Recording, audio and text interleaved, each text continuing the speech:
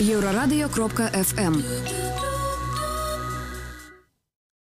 Вітаю ўсіх слухачоў Еўрарадыё. У студыі для вас працуе Зміцер Лукашук. І гэта сумесны стрым Еўрарадыё і Е-прамовы, які можна не толькі слухаць, але і глядзець праз акаунты Еўрарадыё ў сацыяльных сетках Facebook, Аднакласнікі, ВКонтакце, на канале YouTube.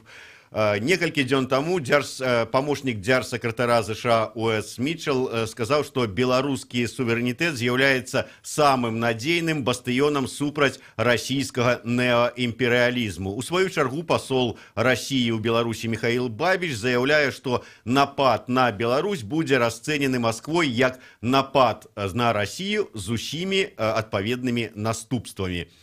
Пра гэтую сітуацыю, што яна азначае для Беларусі, мы сёння пагаворым з маімі гасцямі, палітычным аналітыкам Валерыем Карбалевічам і экспертам аналітычнага цэнтра рэспубліканскай грамадзянскай арганізацыі «Белая Русь» Пятром Пятроўскім. Добры дзень, шаноўнае спадарства. Спадар Валерый, да вас першае пытанне.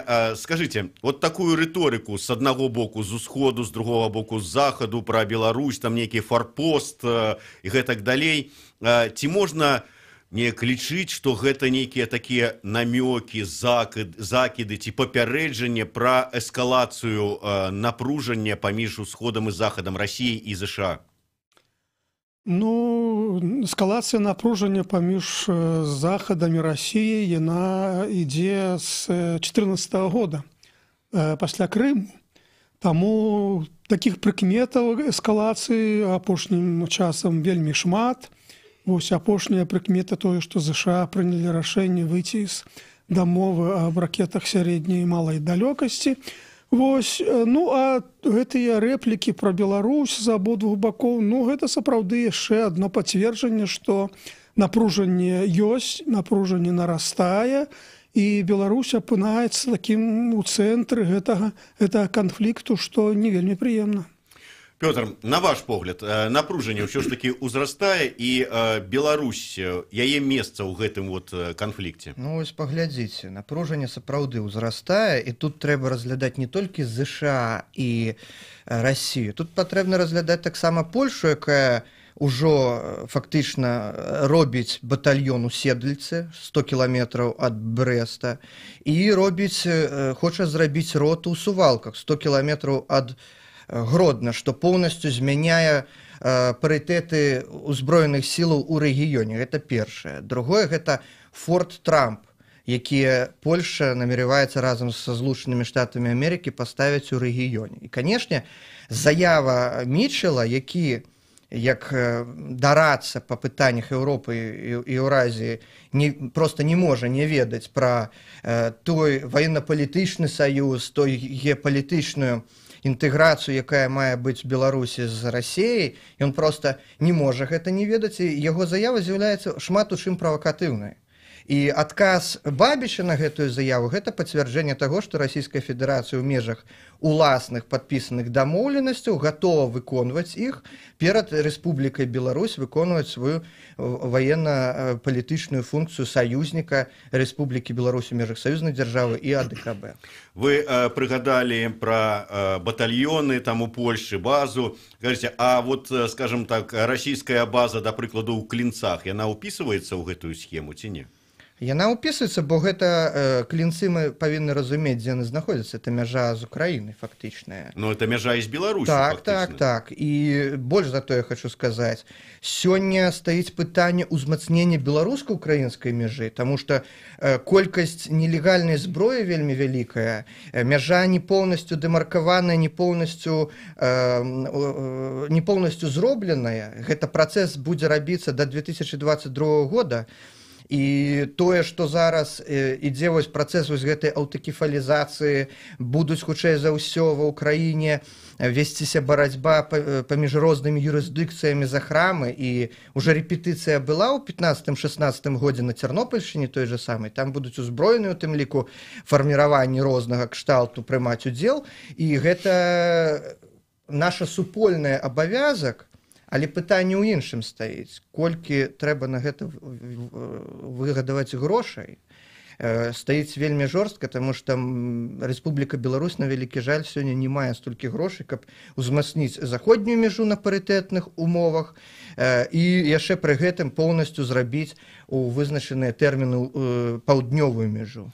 Ну, калі казаць пра заходнюю мяжу і паўночную мяжу там з Літвой, то, наколькі я ведаю, большасць працаў, якія там робяцца па ўзмацненню і астатніх там працах, яны робяцца фактычна за еўрапейскія грошы. Тым не менш, спадар Валер, вот сказаў Пётр прыгадаў АДКБ, іншыя военно-палітычныя саюзы, якія мы там маем з Расіяй. Тым не менш, з аднаго боку, вот нібыта ЗША намекае, што будзе абараняць Беларусь, з другого боку Расія будзе абараняць Беларусь. То есть за нас робяць нейкі выбар, хто нас будзе абараніць, ці мы самі ўжо зрабілі, в прынцыпе, свой выбар? Ну, хацелася б, чтоб ўсё ж такі у саміх беларусаў пыталі, чаго яны хочуць і чые абароны яны хочуць. Праблема ў тым, што ніхто не пытае ў беларусаў. Ну, але ёсць вот АДКБ, пра які ўзгадаў Пётр. Ну, ОДКБ – такая дзіўны саюз, які аб'ядноўвае вельмі розныя дзяржавы з вельмі рознымі геапалітычнымі інтарэсамі.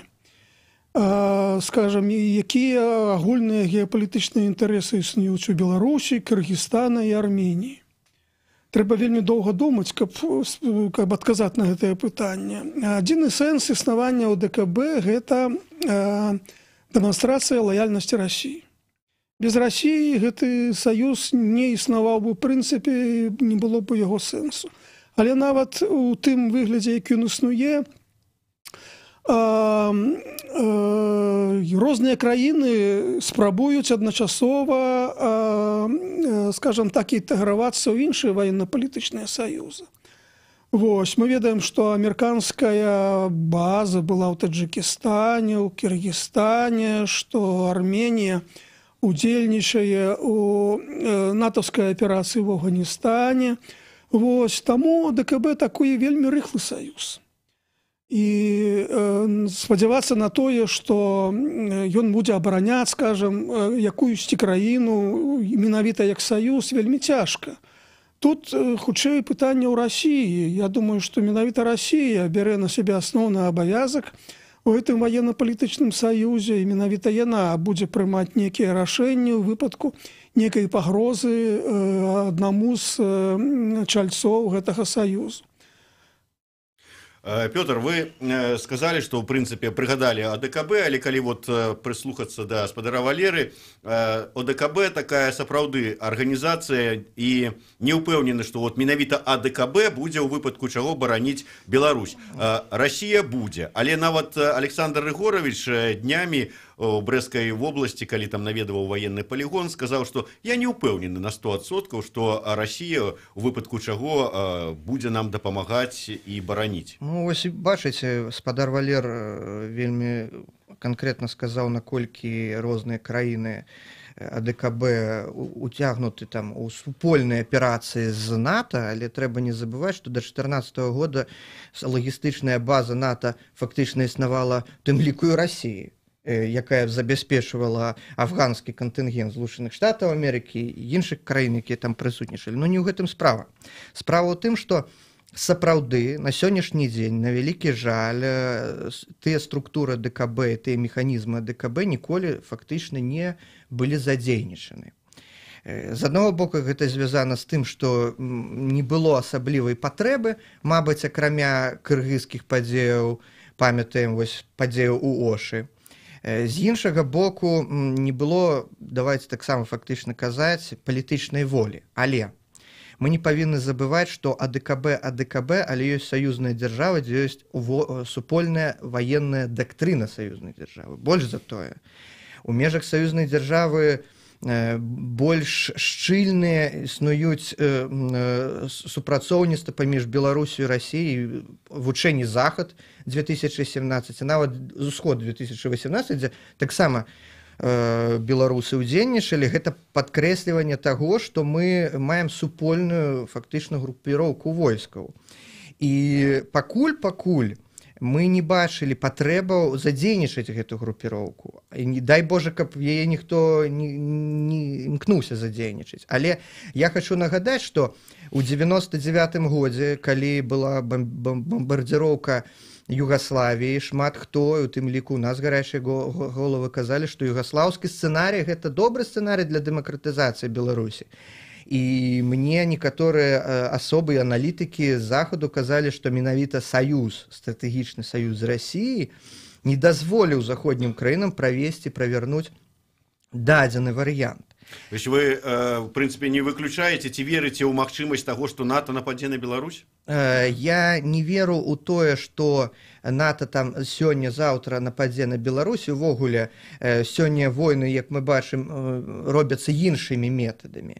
Але я не выключаю таго, што Украіна з яе вельмі страннай дзяржаўнасцю, будзем так казаць, не можа аказацца цэнтрам, эпіцэнтрам распаўсюду небяспечных з'яваў таго ж самага экстрэмізму, тэрарызму і іншых рэчаў. У той же час, спадар Валерый, вот Віталь Портнікаў, вядомы украінскі палітолог, каментуючы заяву Бабіча, сказаў: з усіх суседніх краінаў Расія адзіная дзяржава, якая пагражае суверэнітэту Беларусі, з'яўляецца ворагам гэтай краіны і яе народа і нават не спрабуе гэтага хаваць. Вы падтрымліваеце вот меркаванне спадара Віталя ці не? Ну, ведаеце, гэта такая вельмі радыкальная заява. Ўсё ж такі адносіны Беларусі і Расіі, яны трошкі іншыя. Тут вельмі шмат намешана ўсяго. Тут і сяброўства, і саюзніцтва, і канфрантацыя перыядычная. Зверніце ўвагу, ні з кім у Беларусі не было такой жорсткай канфрантацыі, як з Расіяй. З іншага боку, і ў Расіі з Беларусю, калі глядзець на гісторыю двух адносін, такіх жорсткіх канфрантацый не было. А калі справа даходзіла да абразы кіраўнікамі адзін другога, калі фактычна перакрывалі транзіт энергарэсурсаў, калі фільмы, значыць, спускалі па НТВ «Хросны бацька», да, дзе фактычна знявага была кіраўніка Беларусі. Таму тут намешана ўсё вельмі шмат. Так, саюзная дзяржава, так, існуе адзіная групоўка, але яна задзейнічана будзе толькі ў перыяд вайны ці напярэдадні вайны. Існуе адзіная сістэма супрацьпаветранай абароны, але яна таксама існуе, будзе задзейнічана, рэальна будзе дзейнічаць толькі ў момант вайны. І зверніце ўвагу, вось Расія саюзнік, аднак яна не хоча прадаваць Беларусі ці на льготных умовах найбольш сучасную зброю. Самалёты не хоча даваць. Самыя сучасныя ракетныя комплексы не хоча даваць. Як казаў Лукашенко, яны там у Расіі пад заборам гніюць, да? Вот. А вот Беларусі не хоча даваць, і даводзіцца ствараць сваю сістэму ракетнага комплексу з дапамогай кітайцаў. Таму саюзнік вельмі дзіўны. Мы перарвемся на невялічкую паузу. Кароткі выпуск навінаў на Еўрарадыё. Я нагадаю, што гэта сумесны стрым Еўрарадыё і Е-прамовы. Мае госці ў студыі Валерый Карбалевіч і Пётр Пятроўскі. Зміцер Лукашук з вами ў студыі.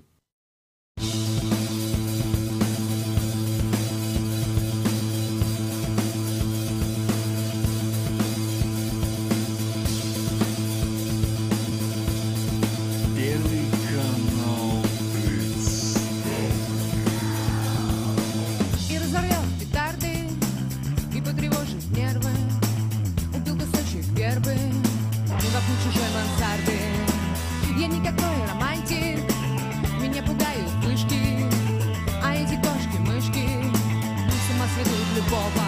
Я снова дома, она летит по кругу, а страшного недуга, где я дам брыжет слово. Сколько можно невозможных, не взаправду, послезавтра будет поздно, будет скучно.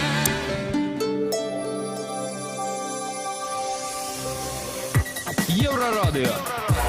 Новини – наша справа.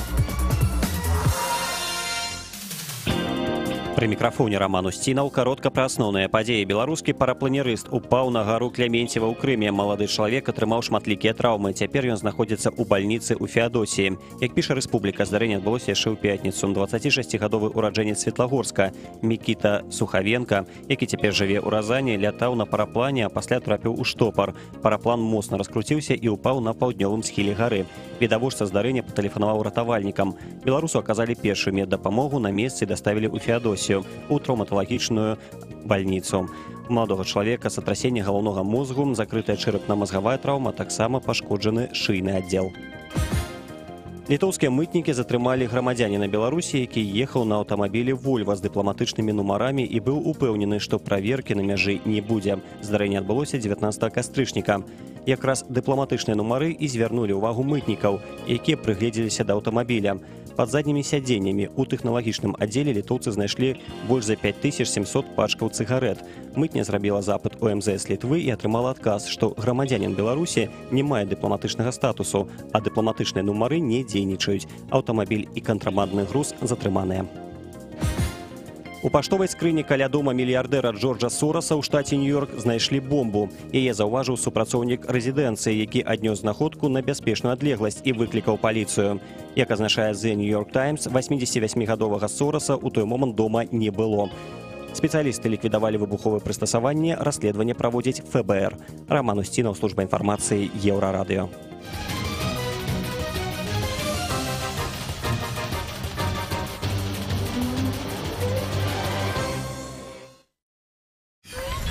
Еўрарадыё.фм. Вітаю ўсіх слухачоў Еўрарадыё. Студыі працуе Зміцер Лукашук. Гэта сумесны стрым Еўрарадыё і Е-прамовы. У мяне ў гасцях палітычны аналітык Валерый Карбалевич і эксперт аналітычнага цэнтра Белай Русі Пётр Пятроўскі. Мы працягваем нашу размову. І на пачатку размовы мы ўсё ж такі прыйшлі да высновы, што заявы памочніка дзяржсакратара ЗША пра Беларусь як надзейны бастыён супраць расійскага неоімперыялізму і Бабіча пра тое, што Расія ў выпадку нападу будзе бараніць Беларусь як самую сябе, што гэта сведчанне такога эскалацыі напружанасці. Ці можа, на ваш погляд, ввогуле вот эта эскалацыя, ці ввогуле вот этыя словы казаць пра тое, што мы неяк там набліжаемся, не набліжаемся, но дзесьці вот ужо абрысы Трэцяй сусветнай вайны вымалёўваюцца? На мой погляд, не. Просто Злучаныя Штаты Амерыкі сёння маюць канкрэтныя мэты і задачы ў дачыненні да краінаў Еўрапейскага звязу. Гэта тое, каб краіны Еўразвязу набывалі газ і нафту у Злучаных Штатаў Амерыкі. А дзеля гэтага патрэбна падарваць якраз транзітныя мажлівасці ўсходняй Еўропы. Тут розныя метады могуць быць. Ад таго, што мы бачылі ва ўкраіне, да некай канфрантацыі, закрыцця межаў, але я не думаю, што прямую канфрантацыю сёння будуць рабіць таго ці іншага боку, бо гэта проста небяспечна дзеля ўсіх. Але тое, што дзеля нас вось гэта канфрантацыя, эскалацыя канфліктнасці з'яўляецца здзержкай дзеля нашай эканомікі, гэта факт. Спадар Валерый, а на вашу думку, вот ўсё ж такі асабліва на фоне гэтых слоў кіраўніка Расіі пра тое, што мы-то ўсе ў выпадку ядзернай вайны ў раю, а астатнія проста здохнуць, вот можна казаць пра нейкія абрысы Трэцяй сусветнай? Ну, ведаеце, часта войны здараюцца, калі іх ніхто не хоча. І яскравы прыклад — это Першая сусветная вайна, якая пачалася менавіта, калі асабліва ніхто не хацеў, але кожны бок рабіў пэўны крок, разлічваючы на тое, што другі бок як бы спыніцца. А той процілеглы бок рабіў яшчэ адзін крок на абастрэнне, і выніку пачалася вайна. Таму выключаць нічога нельга, але хочацца ўсё ж такі спадзявацца, што ў палітыкаў хопіць здаровага сэнсу, каб на некім этапе спыніцца. Ну, але, бачыце, тут узнікла такая праблема. З аднаго боку Расія, вось якая ўстала з кален і хоча весь свет напужаць, што яна не баіцца загінуць, не баіцца, што Расія загіне ў ядзернай вайне, і, бачыць, рыхтуе сваё насельніцтва, што ўсе трапяць у рай. Вот, это, так сказаць, спроба напужаць захад, зрабіць уражанне, што ў Расіі ў кіраўніцтве людзі адмарожаныя, яны ні перад чым не спыняцца. Ну і пэўным сэнсе такі эфект дзейнічае, асабліва на Еўропу. Вось. Ну а з іншага боку ЗША тут шмат праблем, і внутрыпалітычны канфлікт паміж дэмакратамі і рэспубліканцамі ўплывае на адносіны з Расіяй. І спроба захаваць тую, скажем, пэўную гегемонію, якая ўзнікла пасля заканчэння халоднай вайны і якую сёння ЗША ўжо не могуць утрымаць у тым выглядзе, як яна была, таму што тут і Кітай і іншыя цэнтры сілы ўзнікаюць. Таму тут вельмі шмат розных канфліктных вузлоў. Ну, на жаль, Беларусь знаходзіцца якраз у сярэдзіне гэтага канфлікту, і гэта вельмі небяспечна для нас. Я вось менавіта да гэтага і падводзіў. Вот мы знаходзімся ў сярэдзіне гэтага канфлікта. З аднаго боку так, мы ў АДКБ, хоць яна вельмі такая незразумелая арганізацыя, як вы кажаце, спадар Валеры. З іншага боку мы кажам пра нейтралітэт, пра выспу стабільнасці ў рэгіёне і гэтак далей. Калі ўсё ж такі ніхто не хоча вайны, але калі нейкая канфронтацыя здарыцца, мы зможам застацца на выспе этой стабільнасці пасярэдзіне нейтральнымі і вот толькі глядзець там на неба, як над намі з аднаго з другого боку лётаюць там самалёты, ракеты і гэтак далей. Так, ласка. Я думаю, што вот цяпер у цяперашнім стане, калі, так сказаць, ёсць некая пагроза, але пакуль што непасрэднай пагрозы вайны няма, Беларусь магла бы ў нечым нават выйграць, гуляючы на вось гэтых, скажем так, супрацьлеглых імкненнях з двух бакоў адносна Беларусі. З адной стороны, з аднаго боку ЗША нібыта збіраюцца абараняць Беларусь ад расійскага неімперыялізма, з іншага боку Расія будзе абараняць Беларусь ад НАТО. Ну і калі з двух бакоў Беларусь збіраюцца абараняць, то на гэтым можна гуляць. Можна неяк балансаваць, манеўраваць, спрабаваць атрымаць дывідэнды з аднаго і з другога боку. Але вось калі гэтая пагроза ператворыцца ў больш небяспечную сітуацыю, то ў гэтым выпадку я баюся, што ў Беларусі асаблівага выбару няма, таму што да юрэ Беларусь саюзніца Расіі, і самае небяспечнае, што менавіта ў гэтым якасці Беларусь разглядаюць і на захадзе. І ў натаўскіх планах беларускае войска разглядаецца як працяг расійскага войска ў выпадку вайны. Вось гэта, мне падаецца, найбольш небяспечна. Пётр, да вас тое ж самае пытанне. Зможам мы ўсё ж такі адседзецца, а яшчэ можа і зарабіць на тое, каб браць грошы за неба, як кажуць, за тое, што выкарыстоўваюць ракеты на беларускае неба? Я не думаю, што мы зможам зарабіць, бо канфронтацыя, якая мае быць ва ўсходняй Еўропе, б'е па эканоміцы краіны ўсходняй Еўропы. Змяншаюцца рынкі, сувязі гандлёва-эканамічныя. Гэта азначае, што мы на наступны год можам атрымаць змяншэнне таго ж самага сальда з Украінай, там, з іншымі краінамі рэгіёну. З гэтага мы прайграем. Мы гаворым не пра будучы год і не пра мірную сітуацыю, а пра вот... А калі вайна, дык мы 100% прайграем, таму што на нашай тэрыторыі будзе ісці фронт, калі ўжо казаць адкрытым словам, бо паглядзіць... Але мы будзем у лесах, як партызаны, ці мы будзем на нечым баку? Не, нам прыйдзецца быць на тым баку, на якім мы сябе задэкларавалі, які мы выбралі на рэферэндуме 95-го года. Пагэтуль тут бок нават і не разглядаецца.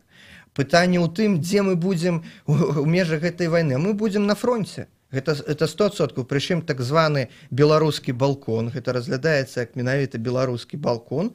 У нас будзе 3 фронты з 3 бакоў, калі ўжо казаць так. То есть мы возьмем на сябе ўвесь удар де-факто. І тут шмат якія эксперты, аналітыкі ў Расіі, у тым ліку мы задавалі пытанне, ці не будзе так, як з Сірыяй пытанне. Вось Сірыя яе там бомбіць коаліцыя, а Расія не адбівае гэтыя бомбёжкі. Ці будуць тут выбарачныя рэчы, ці не будзем мы ахвярамі гэтага канфлікта. Вось самае галоўнае. Бабіч ён як бы заявіў, што ён гатовы выконваць свае абавязкі Расійскай Федэрацыі, а наколькі яна гатова выконваць свае абавязкі, гэта таксама яшчэ пакуль пытанне. Атрымліваецца, што хай ты там ці ты фарпост усходу, ці ты бастыён захаду, але такая сітуацыя, што на фарпосце і на бастыёне перш за ўсё людзі. Гэта не Кыргызстан і не Арменія, якія знаходзяцца там дзесьці унутры кантыненту. Мы знаходзімся якраз фактычна як Брэсцкая крэпасць дэ-факта, і мы нікуды адсюль не падзенемся. Спадар Валер, учора у нас у эфіры быў намеснік старшыні партыі БНФ Алексей Янукевич, які у спрэчцы з Олегам Гайдукевічам даказваў, што нам тэрмінова трэба рабіць усе захады, каб выйсці з АДКБ, ну і пагрукацца ў дзверы НАТО. Гэта нас выратуе? Гэта ўвогуле магчыма, на вашу думку? Ну, гэта нереально. Марыць, конечно, можна, і можа было б і добра, каб гэта Беларусь дзейсніла, але гэта нереально ў сённяшніх і геапалітычных умовах, і унутрыпалітычных умовах, і гледзячы з настрою беларускага насельніцтва. Таму ўсё ж такі палітыкі павінна ставіць нейкія рэальныя задачы. А я хочу зрабіць рэпліку наконт таго, што спадар Петроўскі сказаў, што беларускі народ выбраў свой лёс на рэферэндуме. Ніякага рэферэндума па выбару свайго лёсу не было. Рэферэндум 95-го года, калі казаць пра тое пытанне, якое тычыла беларуска-расійскіх дачыненняў, гучала так: падтрымліваеце ці вы тыя дзеянні прэзідэнта Беларусі па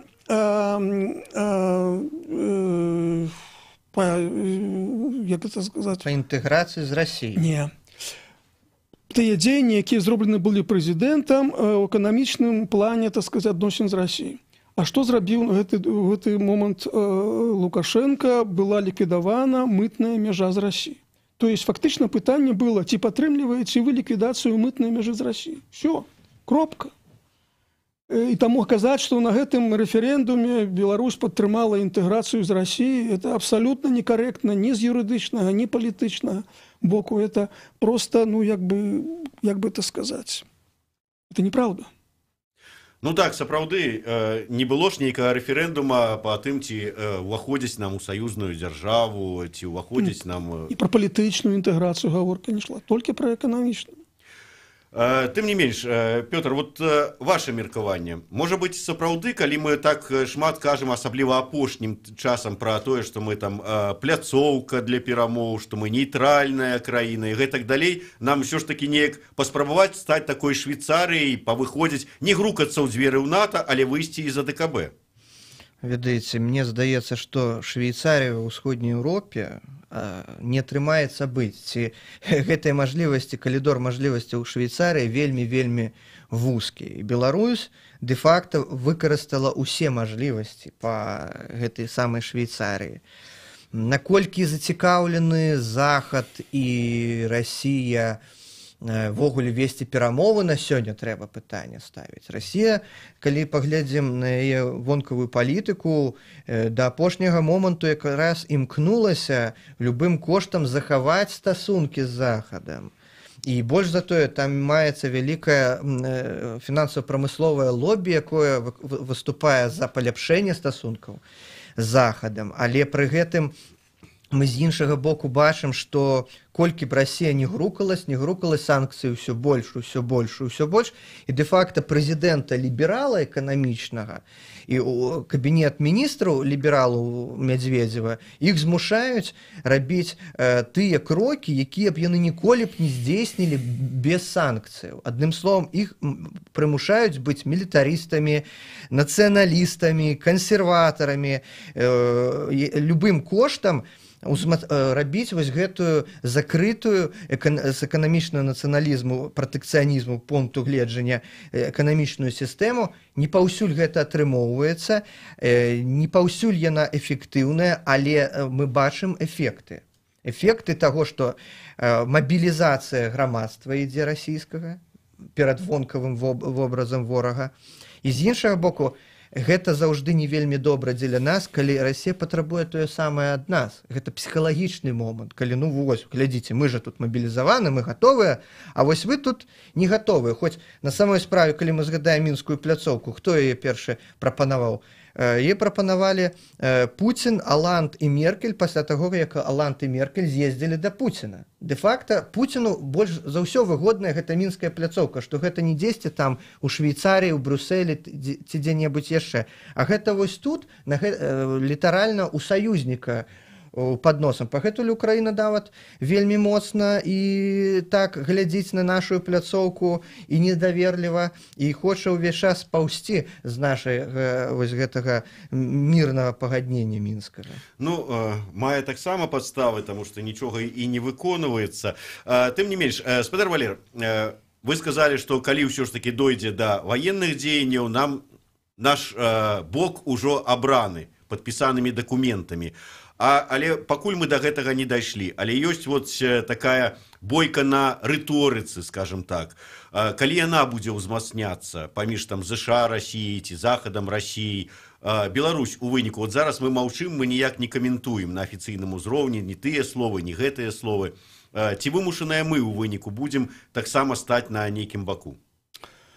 Ну, бачыце, пасля вось гэтай серыі перамоваў паміж Лукашенко і Пуціным і ў Сочы, і ў Магілёве ў пэўным сэнсе змянілася рыторыка Лукашенко і беларускага кіраўніцтва. Яна стала, скажем так, акцэнты змяняюцца, і вось Лукашенко кажа пра тое, што трэба мяжу з Украінай узмацніць, хаця ніякіх фактаў пра тое, што адтуль ідзе зброя няма. Ён кажа, што пагроза ваенная з боку захаду, Душанбе, вось сінод рускай праваслаўнай царквы ў Мінску, які наносіць удар па украінскай аўтакефаліі. Вось, то бок, я так разумею, што пытанне пра эканамічную дапамогу Беларусі з боку Расіі у пэўным сэнсе ўвязана з нейкімі пытаннямі геапалітыкі і замежнай палітыкі. І гэта бачна па рыторыцы Лукашэнкі. Ці удасца Лукашэнку абысціся толькі рыторыкай і такімі сімвалічнымі рэчамі, як вось сінод рускай праваслаўнай царквы у Менску, і на гэтым усё. Вось пакуль не зразумела. Вось, я думаю, што у кіраўніцтва Беларусі ёсць спадзяванне, што можна абысціся толькі рыторыкай, зменай акцэнтаў у рыторыцы. Але вось ці ўдасца насамрэч, ну, трэба паглядзець будзе. Коротко, Пётр, на заканчэнне. Удасца абысціся толькі рыторыкай?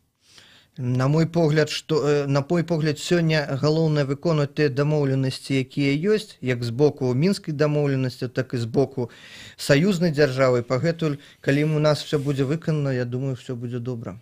Ну, тым не менш, нас спрабуюць у гэтую бойку ўцягнуць, і ёсць верагоднасць, што не ўдасца нам адсядзецца ў палескіх балотах ці там мінскіх лясах. У бульбе. У бульбе, да. Хавацца ў бульбу любім, але можа і не атрымацца. Дзякуй вялікі. Гэта быў сумесны эфір Еўрарадыё і Е-прамовы. Мае госці Валерый Карбалевіч, Пётр Пятроўскі, Зміцер Лукашук працаваў у студыі.